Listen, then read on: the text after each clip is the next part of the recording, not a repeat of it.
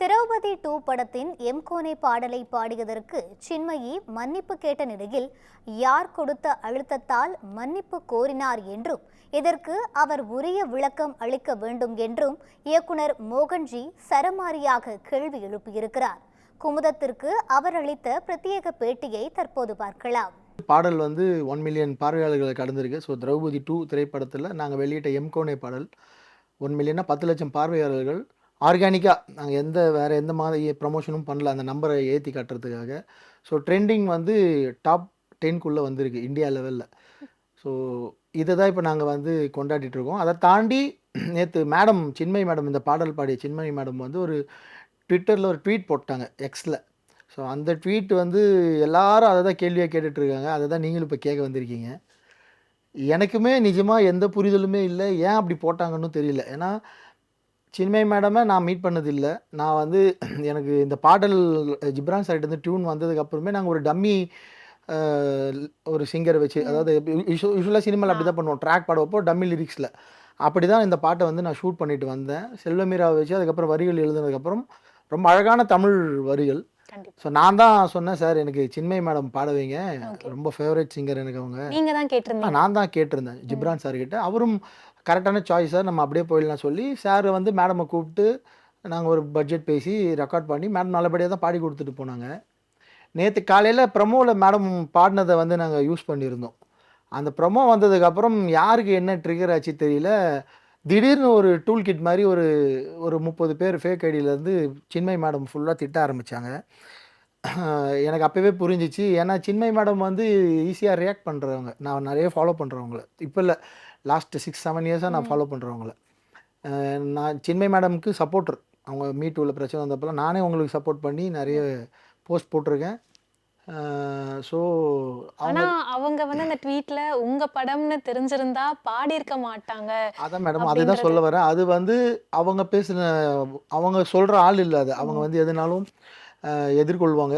And என் படத்தில் பாடினதுக்காக வருத்தம் தெரிவிக்கிறாங்க, மன்னிப்பு கேட்குறாங்க. அப்படின்னா அப்படி நான் என்ன பண்ணிட்டேன்னு தெரில. நான் நம்ம இந்தியா சித்தாந்தத்துக்கு, இந்திய தேசியத்துக்கு எதிராக ஏதாவது பேசிட்டேன்னா தெரியல, இல்லை தமிழ்நாட்டில் இருக்க அரசியலுக்கு எதிராக ஏதாவது பேசிட்டேன்னா, இல்லை நம்ம அரசியல் சாசனத்துக்கு எதிராக ஏதாவது பேசியிருக்கேன்னா. நான் 4 படங்கள் பண்ணியிருக்கேன்.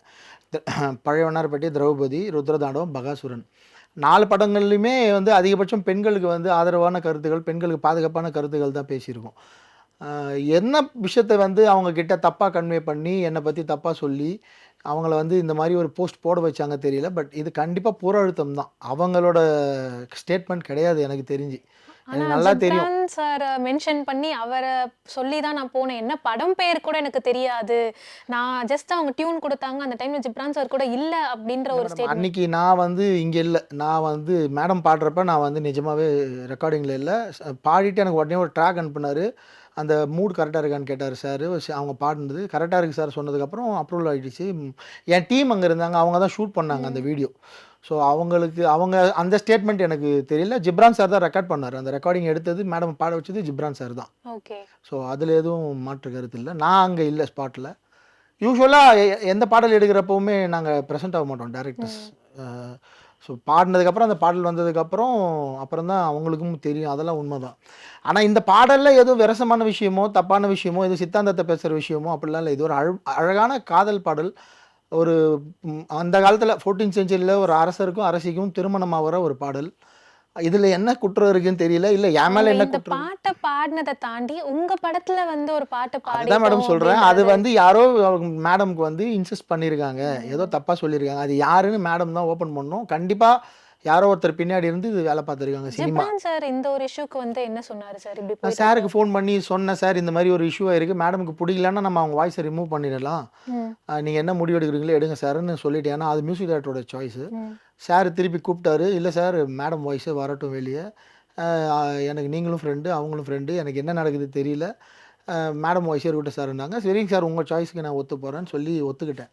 ஆனால் அதுக்கப்புறம் நடந்தது நிறைய இருக்குது. ஸோ மேடம் எனக்கு ஒரு கிளாரிட்டி கொடுக்கணும்.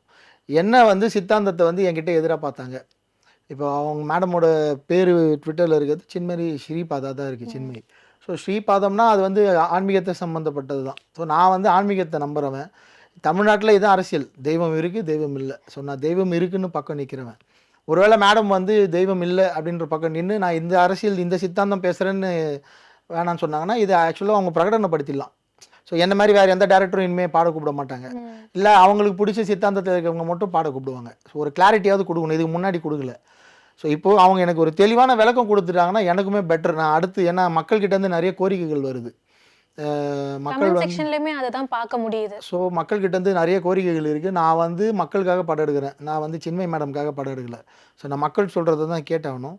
ஸோ மேடம் வந்து எனக்கு ஒரு கிளாரிட்டி கொடுக்கணும். அப்படி இல்லை இந்த பிரச்சனையை பெருசாக கொண்டு போய் வேண்டாம்னா அந்த ட்வீட்டை டெலீட் பண்ணிடலாம், இது முடிஞ்சிடும். ஸோ நான் அதை தான் எதிர்பார்க்குறேன். அதுக்கு தான் இந்த தண்ணிலை விளக்கமுமே நான் வந்து உங்களுக்கு கொடுக்குறேன். கண்டிப்பா சார். இதுல பேரரசு சாருமே வந்து ரீசெண்டா ஒரு கருத்து சொல்லியிருந்தாரு. 100 பேர் 100 கருத்து சொல்லுவாங்க. கண்டிப்பாக இதில் ஆதரவான கருத்து எதிரான கருத்துன்னு 2 பேருக்குமே இருக்கும். நான் சின்மயி மேடமை அவங்களுக்கு ரொம்ப பிடிக்கும். இந்த பாட்டு எப்படி பாடியிருக்காங்க பாருங்கள், அவ்வளோ டேலண்டடான சிங்கர். யாரோ ஒருத்தர் மேடம் வந்து தப்பாக கைட் பண்ணியிருக்காங்க, அது ஒன்றும் பெரிய பிரச்சனை இல்லை, இது ஒன்றும் தலை போகிற காரியம்லாம் இல்லை.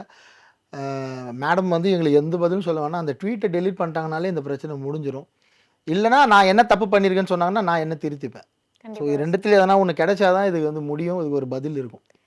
ஆடியன்ஸ் வந்து நிறைய கமெண்ட்ஸ்ல பார்க்கும்போது அப்படி வந்து உங்களுக்கு பாடினது அவ்வளோ கஷ்டமா இருந்தது அப்படின்னா அந்த பாடினதுக்கான காசு சொல்கிறேன், வந்து உங்களுக்கு ஒரு கருத்து இருக்கும், ஆடியன்ஸ்க்கு எல்லாருக்குமே ஒரு கருத்து இருக்கும்.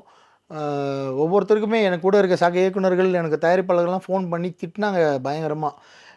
அவ்வளோ ரைட்ஸ்லாம் கிடையாது, பாடினா அவங்க பாடுவரோட நின்றுணும். படத்துக்குள்ளே இது படத்துக்கு வந்து படத்தோட வருமானத்துக்கு எடுக்கிற வேலை டிஃபமேஷன் கேஸ் ஃபைல் பண்ணுன்னு சொன்னாங்க. நான் வந்து எல்லாத்தையும் கேட்டுப்பேன், அவ்வளோதான்.